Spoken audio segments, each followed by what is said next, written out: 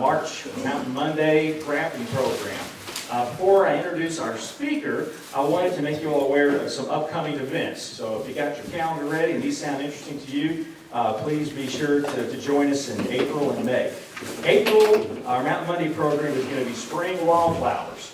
Okay? If you're into spring wildflowers, this is a program you're not going to want to miss. We have Dr. Tim Phillips, professor in the Plant Soil Science Department, UK, who is going to be down on April 13th. We'll be meeting here in the auditorium at 6 p.m. And he's going to be talking about the wildflowers that we will see on our April 20th hike at the Robinson Forest. So he is going to prepare us for wildflowers and give us all the background and history and all the good stuff about the things that we'll see on April the 20th. So this is really kind of a two-phase program.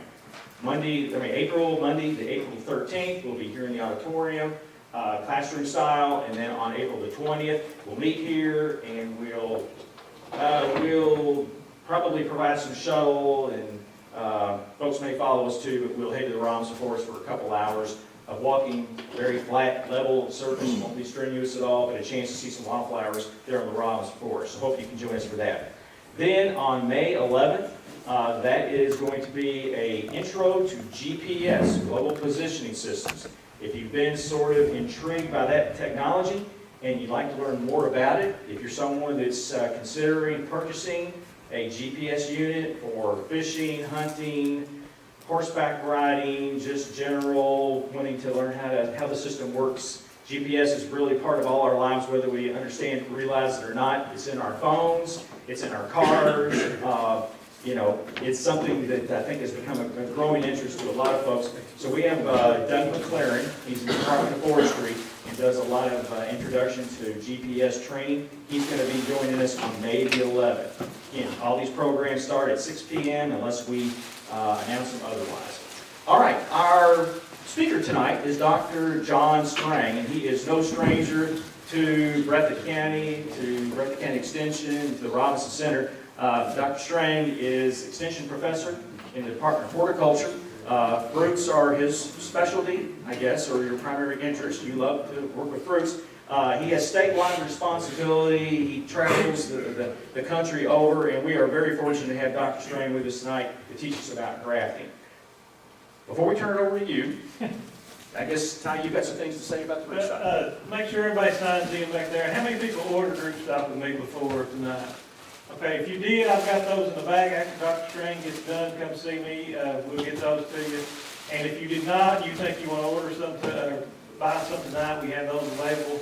We've got 3 different kinds of apple and a pear root stock too. All those are $1 a piece. So Dr. Strang will go over a lot of things as far as how to do it and stuff like that. So we'll turn it over to David.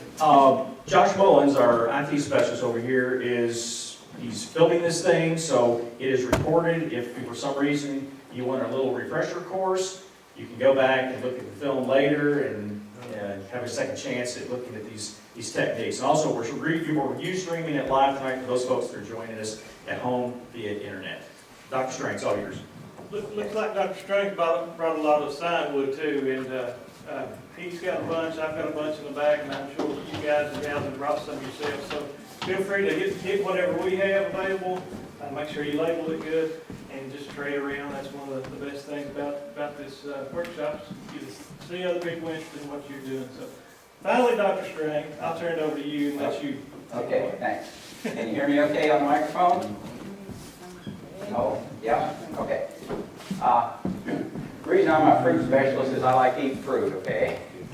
We're going to talk about grafting and budding tonight. I know a lot of you have probably tried this before. There's nothing magic about it. The Romans were doing this back in Roman times, so we've known about this for a long time.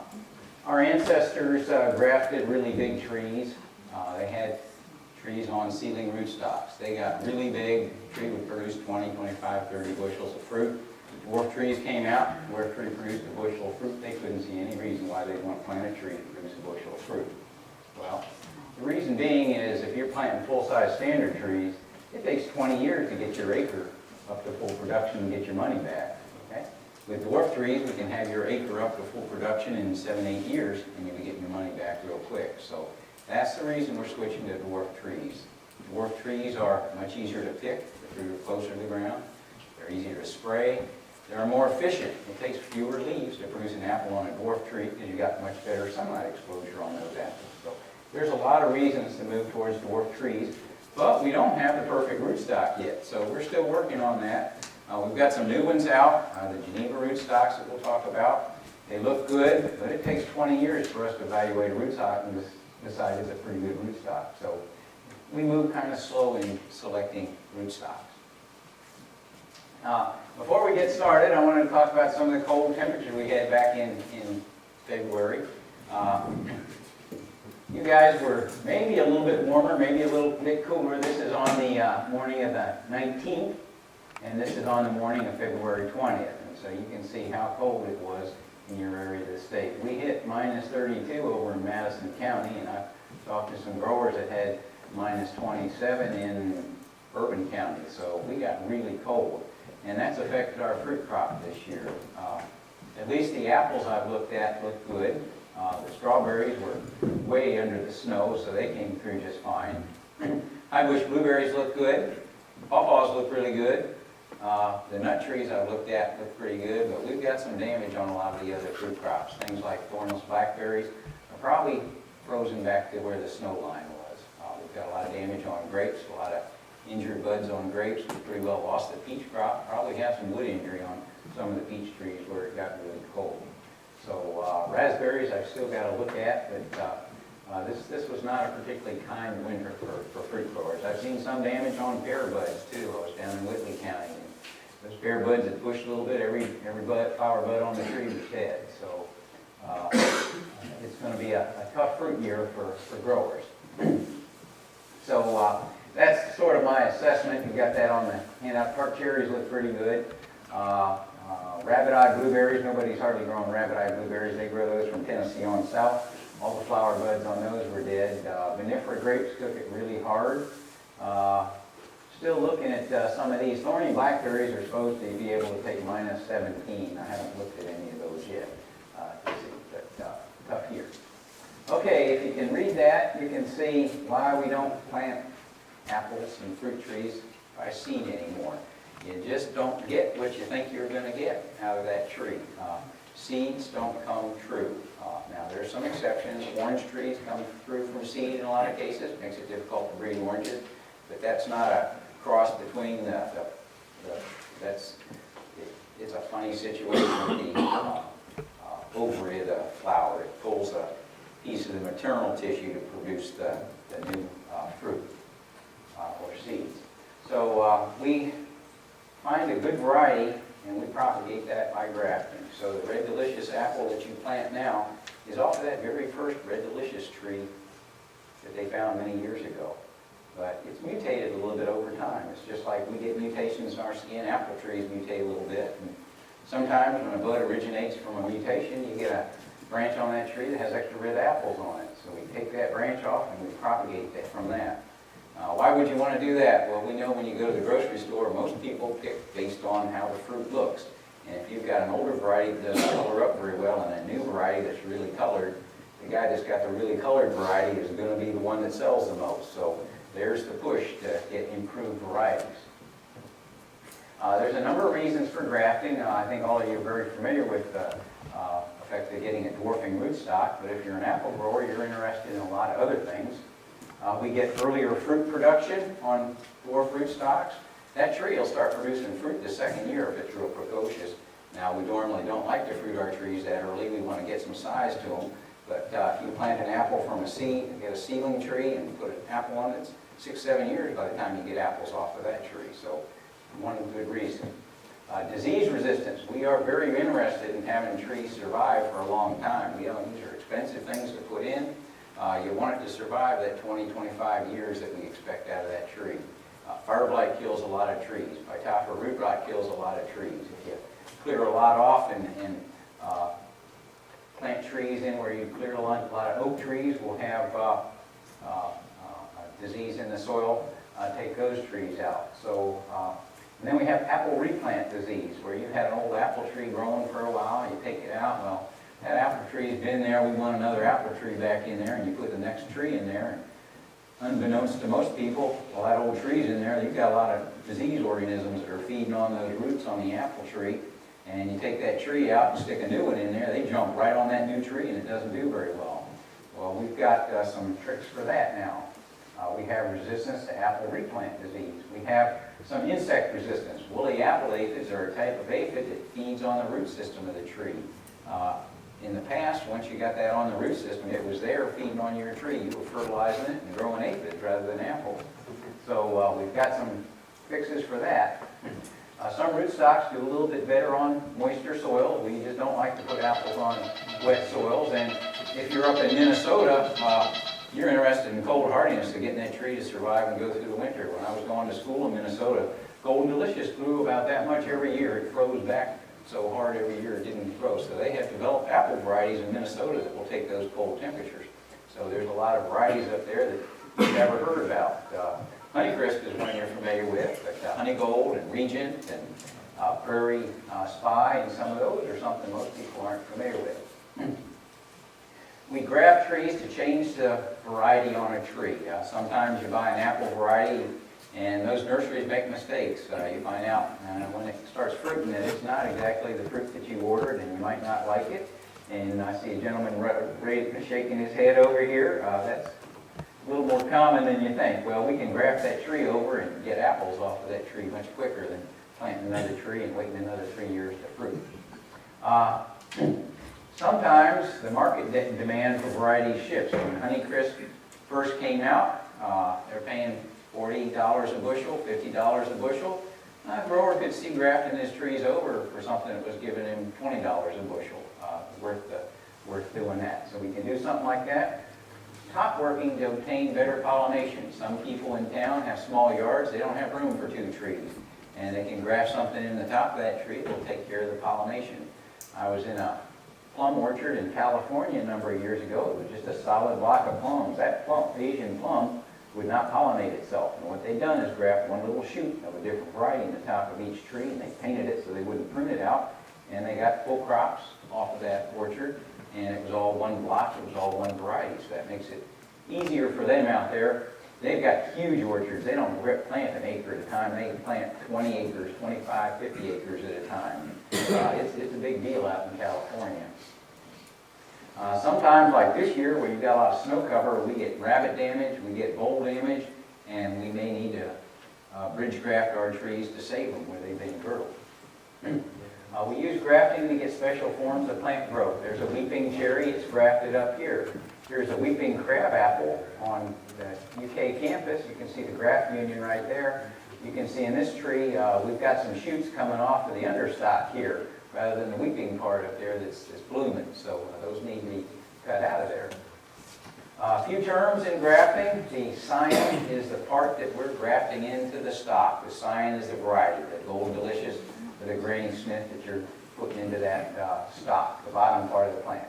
Usually it's a rootstock, and we have certain characteristics of that rootstock that we want. We also have trees that are interstem trees. Those of you that are really good at grafting might want to produce some interstem trees. Now, why would you want an interstem tree? It's an extra graft on there, it makes the tree a lot more expensive. Well, when you go to a dwarf tree, you'll lose something. You lose the support on that tree. So we got to put a stake in beside dwarf trees because they will snap off when they have a heavy fruit load and we have a big windstorm or thunderstorm come through there. They'll just snap off clean with graft union. So you got to put a fence up or a trellis to support that tree. In a tree like this, you can plant a Mollingmerton 111 rootstock. It's a really strong rootstock that'll self-support. Put a piece of stem tissue of a dwarf rootstock. In this case, that's a Malling 9 inner stem to get the dwarfing. And then you put the Scarlet Gala on top to get the variety you want. Now, this does not give you the full dwarfing that you would get from a rootstock from a Malling 9 rootstock, but it will give you a smaller tree that will stand up on its own. We top work trees. This is when you're switching over another variety or putting another variety in the tops of the trees. We graft over the main limbs rather than doing a little whip graft like we're doing tonight. And we've got terms like cultivar. This is just a term for a variety. It's one that was a variety that was made with a controlled cross. You know, the mom and the dad on this apple variety. A variety is just a seed that you planted, you don't know the parents on it. A lot of times they originate in the wild. We've got one down in Letcher County that one of the agents noticed growing up on the strip mine. We called it Mountain Delight, and it's a big yellow apple that comes in early. That tree will survive if the bear leaves it alone. But the bear climbed the tree last year and it tore a lot of it up, but we've got it grafted. The cambium is a layer of tissue between the phloem and the xylem on the tree. If we look at a cross-section, the cambium is this thin layer right in here, and that's what we call a meristematic tissue. That produces the phloem on the outside and the xylem on the inside. Just the outside part of that tree is a living portion. This is just dead structural wood that's supporting that tree. It's not doing much anything. It may conduct a little water up, but that's about it. So if you don't get this cambium hooked up, your graft isn't going to take. So you got to get that meristematic tissue hooked up. The phloem out here is responsible for taking the sugars and so forth that are synthesized in the leaves down to the root to keep the roots alive. So, you know, when the dog's chain girdles a tree or the rabbit girdles a tree, it takes the phloem off of the tree. And what you do is you starve that root system out. That's why it doesn't die just like that. It's a long-term process. The xylem, on the other hand, is responsible for taking nitrogen and phosphorus and nutrients and growth hormones from the roots up to communicate with the top of the tree. So we've got a pipeline up and down. It's not exactly that clear-cut. Things do a little bit different, but that's basically what's going on. Seedling trees are what we get when we plant a seed out of an apple and we get a little tree and we graft another tree on it. That's a seedling tree. Usually those are full-size, what we call standard trees, but they're variable. If we have an orchard of seedling trees, you get a big one, a medium-sized one, and so forth. When we're growing an orchard, we want pretty uniform trees out there because we're setting our sprayer to a certain height and we want to get that sprayed. And we also want smaller trees. So what we have are we've got clonal rootstocks. These are propagated clonally. They're not propagated by seed anymore. So we found an original rootstock and we're propagating that genetic material since we found that original. We have a number of different rootstocks that are available. These are a few of them. We have all different sizes of trees. We have a tree that's on a seedling rootstock. We call that 100% size. And we can go down to a really small rootstock like mulling 27 that'll give you a tree that's 10 to 20% the size of a full-size standard tree.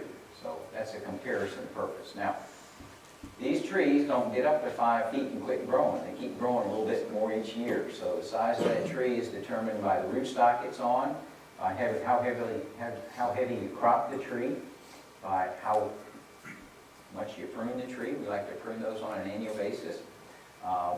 It's controlled by how much you fertilize the tree. If you're real heavy with fertilizer, you're going to get a bigger tree. But trees keep growing a little bit every year. And so without doing some things to control them, of course we put a lot of energy into the crop. If you get a good crop every year, you take some of that vigor out of the tree and keeps its tree size down. So we use a lot of things to keep that tree size down. The malling stocks are out of the Malling Research Station in England. The Malling Merton stocks are crosses that were a joint effort between the East Malling Station in England and the Long Ashton Station in England. They have woolly apple aphid resistance. Malling 7 is one we've got tonight. We've got Malling 7A. These are just rootstocks that were collected from the nursery growers in England. They sent them all to the East Malling Station and said, and they evaluated them and they took the best ones and released them as Malling 1 through about 13 or 14. And some of those have survived. Our weather is very different from England. We have a lot hotter summers, they have cooler summers, and some of those rootstocks have not worked out very well. We're getting rootstocks that have much better fire blight and phytophthora root rot resistance, like the Geneva stocks coming out. There's a pea stock, that's a Polish stock. The Canadians are doing some breeding, so there's a lot still going on rootstocks. This is sort of a comparison. These are all Golden Delicious apples, and this is on a Malling 9 rootstock, this is on a Malling 26 rootstock, and this is on a Malling 7 rootstock. They're all the same age, just different sized trees. So it gives you sort of a comparison between some of the rootstocks. This is just another comparison here. showing the rootstocks. Now, what you've got here tonight, we've got a few bud 9s. We've got mostly we've got Malling 7A, and we've got Malling Merton 111. If you've got a difficult site that's sort of shallow or a little bit wet, your Malling Merton 111 is going to be the one that survives the best. Okay, here are a few of the rootstocks. There's bud 9. That's been the rootstocks we recommend for a small tree for a number of years. Before that, we recommended Malling 9. Bud 9 is a little hardier and more fire blight and collar rot resistant, but we still find at our research station in Princeton that most of the tree losses are due to fire blight down there on Bud 9. So we're looking for something that's better. G41 is a new one. It's a Geneva rootstock. It's about the same size as Bud 9. It's fire blight, it's collar rot and woolly apple aphid resistant. It's tolerant to apple replant disease. In other words, you plant this where you had an old tree, it takes off and grows just fine. It's precocious. It has few root suckers. You know, one of the problems with Malling 7 is it sends these suckers up to the base that you've got to cut off of those trees sometimes. That's not a fun proposition to do. It has a high yield efficiency, which means a small tree produces a lot of fruit, and it does require support. So these are Geneva stocks. They breed these by making a cross and getting those little seedlings out there and spraying them all with fire blight, inoculating them with fire blight. And then they take the survivors out of that. Next year, they put all those little trees out and they inoculate them all with phytophthora root rot. And they take the survivors out of that. And they treat them with woolly apple aphids, and they take the survivors out of that. So they're culling to get the very best. And then they grow these out in a number of areas of the country to see how they perform. And we've got the North Central Regional NC140 rootstock trial at Princeton in Western Kentucky, where we've been testing those rootstocks for a number of years. And they're testing them in Canada and down in Mexico and in a few foreign countries. So that's a constant thing that's going on. So we're getting some of them evaluated for Kentucky. G202 is looking like a really good rootstock. It's 50 to 60% the size of standard.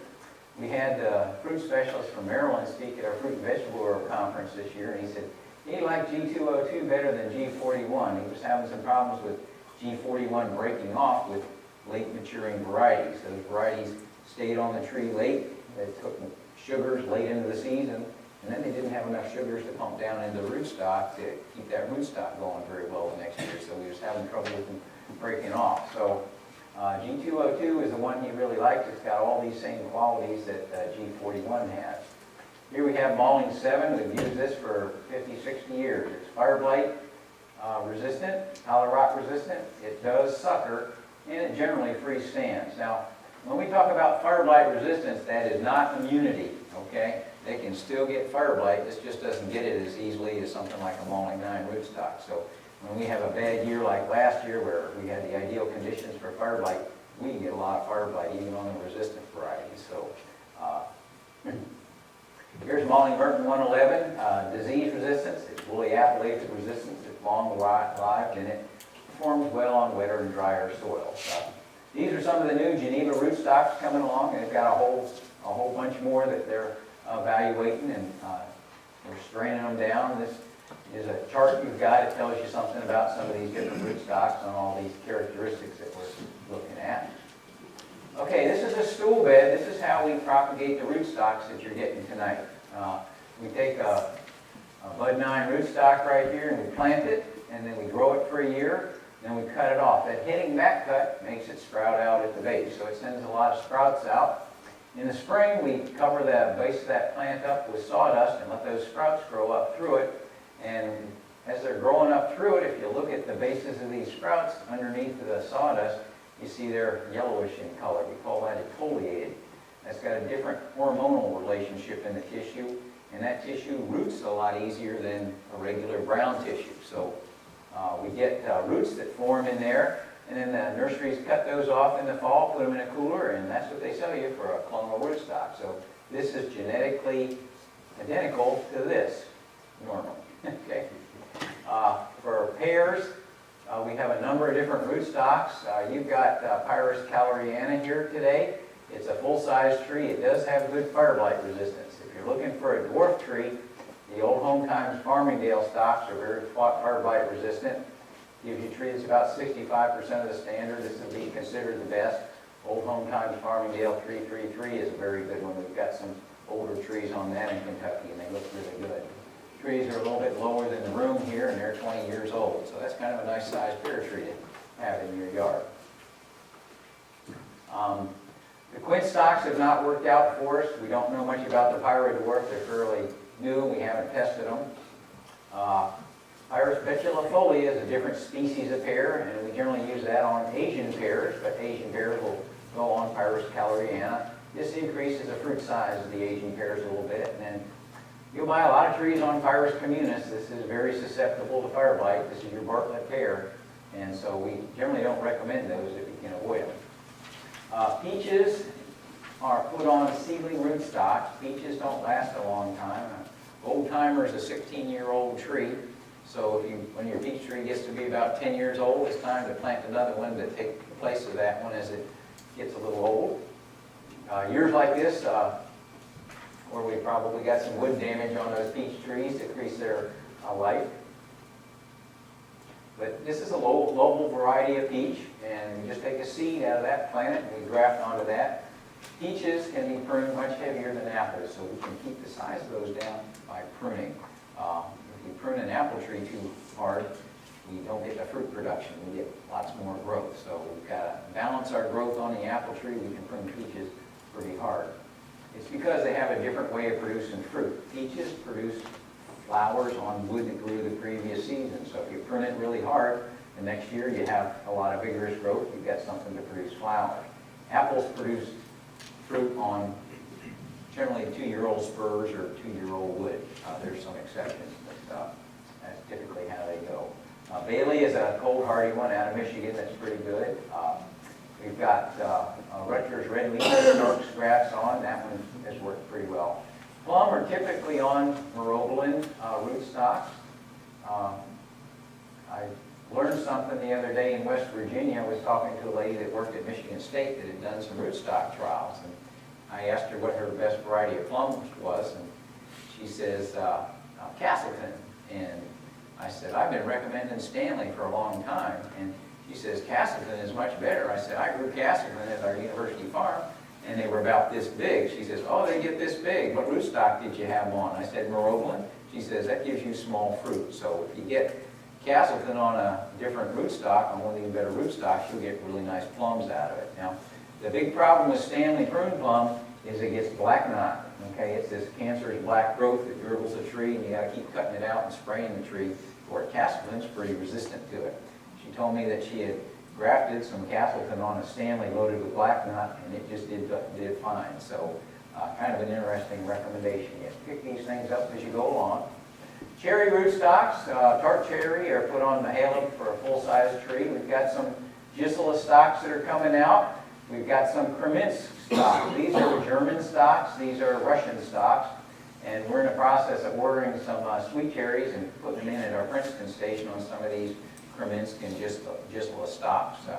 One of our big problems with sweet cherries in Kentucky is they're a full-size tree, and the birds like them, and you can't cover them up. Some of these are dwarf rootstocks, and they're supposed to do better on heavier soil. We've got a lot of heavy soils in Kentucky, and a lot of times our sweet cherries don't survive. And so we're hoping some of these will help our cherries survive. We'll be able to keep them down smaller, and we can kind of net the trees. So we'll see how that works out.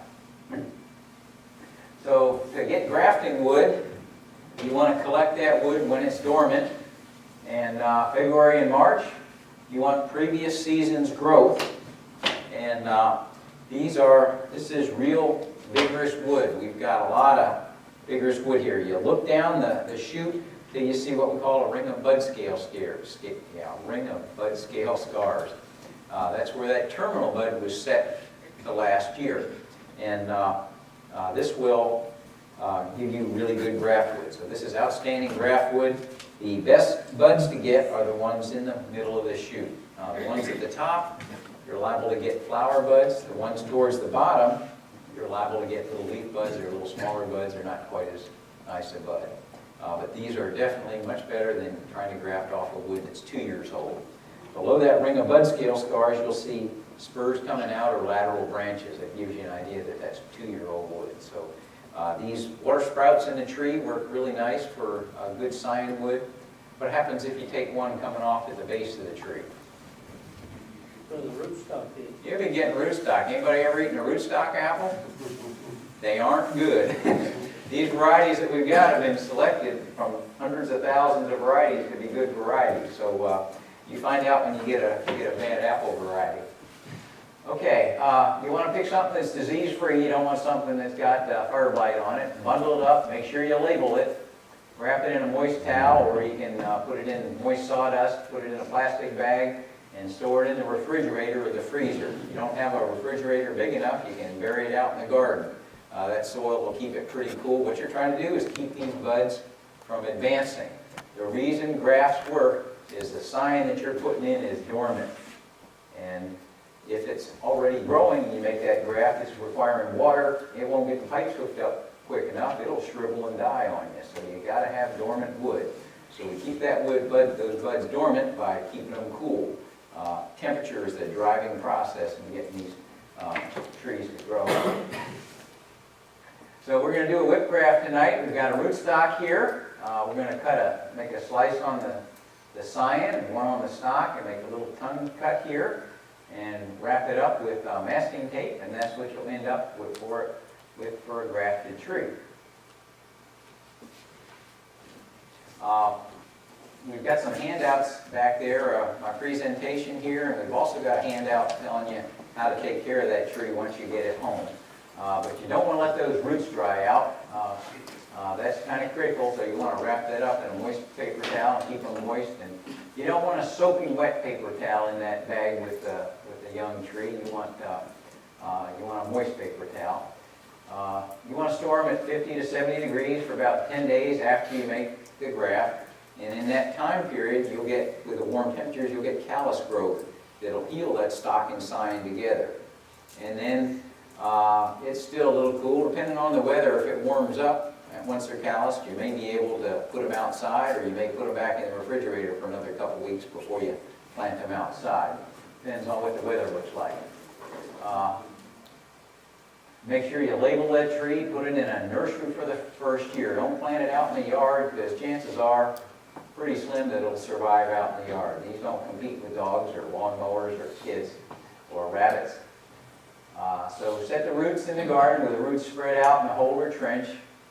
And the graft union has to be a couple inches above the soil. What happens if the graft union gets below soil level? It roots. So do you have a dwarf tree anymore? You got a full-size standard tree, because that's scion rooted. So you need to keep that graft union above the soil level. And if you dig in a nice deep hole, remember that tree is going to settle down. It'll put that graft union below soil level if you dig a real deep hole. Fill it in, water it in good. Put about a tablespoon of 10-10-10 around each tree at planting, and then repeat it in April and May. And what you're trying to do is get that tree to grow very vigorously.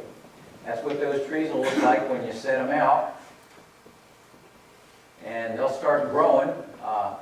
Another reason for putting them in the garden is you can put some chicken wire around them and keep the rabbits away from them, because those rabbits will nibble them off with one good bite. When the leaves start coming out on the tree, you have some leaves coming out from the rootstock. If your scion has died, let those leaves from the rootstock come out, and you can graft that rootstock a second time.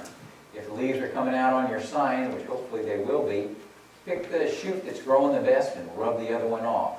Okay, you just want a tree with one trunk coming up. Then, once that tree grows, you can transplant that in late fall after it's dropped its leaves. These are some trees that some of the students at the university grafted. There's a whip graft right there. You can see it's taken off. It's got a couple leaves. It's the time to rub that bud off right there. Here's one where the bud didn't take, or it's been rubbed off, and they grafted a flower bud in. This is a bud that was maybe a little closer to the shoot. Apple buds are mixed buds, so there are leaves and flower buds in the same bud, so you'll still get a shoot coming out of a flower bud shoot. So that's the whip graft. Now, if you've got an older tree that you're grafting over, a cleft graft works very nice. You can take a branch that's got some vertical orientation. You don't want to get a flat branch. Vertical wood tends to grow vigorously. As you bring the angle down on that limb, it tends to flower and take the vigor out of it. So if you get one with a little vertical orientation and one with some straight grain there. Don't pick a spot where a branch is coming out. And you can put a hatchet on there and hit it with a mallet, or you can use a cleft grafting tool like this, or a homemade one like this, and split that stock. Then you wedge it open with the screwdriver at the end of the cleft grafting tool. Then you take your dormant graft wood and cut it so it's sliced down on both sides and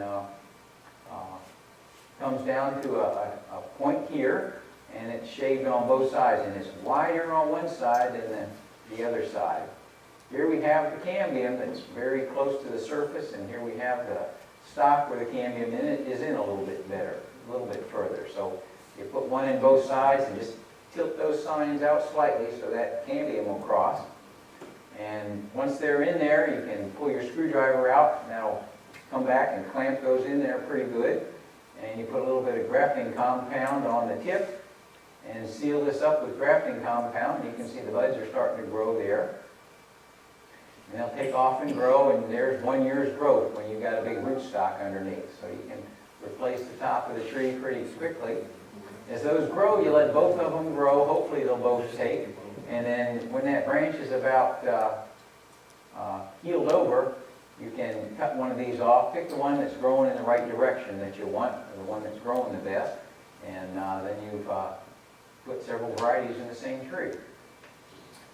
This is a bark graft. This is done a little bit later in the spring. This has to be done when the bark is slipping. Okay, when the bark is slipping, that cambium is growing. It's producing phloem on the outside and xylem on the inside. Right now, you go out there and try to peel the bark off. It probably won't peel. It's been too cold for that tree to start growing. But when it's slipping, you can saw a branch off. This works better on larger branches that don't split very well. But you can make a slice in the bark, take your sign wood, cut a little edge, and taper it down towards the point. Slide that in there, make a slice here, slide it under the bark, tack it in with a couple of brads, and then cover that with grafting compound, and that'll take off and grow for you. You don't need